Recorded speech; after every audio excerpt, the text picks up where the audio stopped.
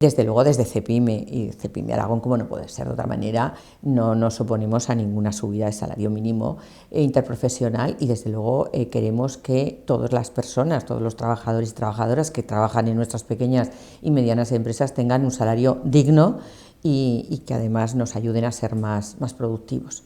Dicho esto, entendemos que es un tema muy importante que tiene ciertos efectos colaterales y le pedimos a la Administración y en este caso al Ejecutivo de España es que tenga en cuenta para legislar el tamaño y la población. El tamaño me refiero al tamaño de la empresa y la población.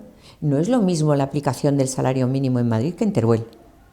No es lo mismo, ni tiene la misma incidencia. Yo, que protesten los agricultores y los ganaderos me parece de recibo. O sea, lo que no puede ser es que Europa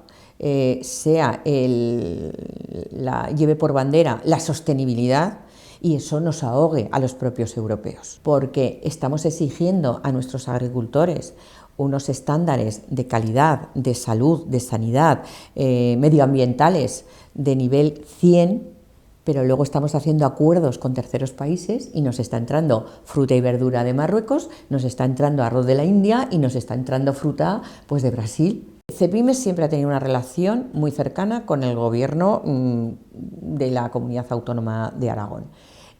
Porque tanto el gobierno anterior de Lambán como el gobierno actual de Jorge Azcón entienden que la figura de los agentes sociales es primordial. Si nosotros podemos vender la marca Aragón, si podemos traer inversores a Aragón, si hay empresas y compañías multinacionales que quieren venir a Aragón, es porque aquí hay paz social.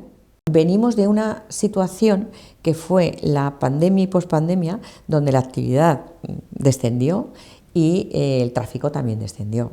Eso también, si vemos los niveles de accidentes de tráfico y muertes y fallecidos por accidentes de tráfico, vemos que en el 2021 y principios del 22 todo eso había reducido.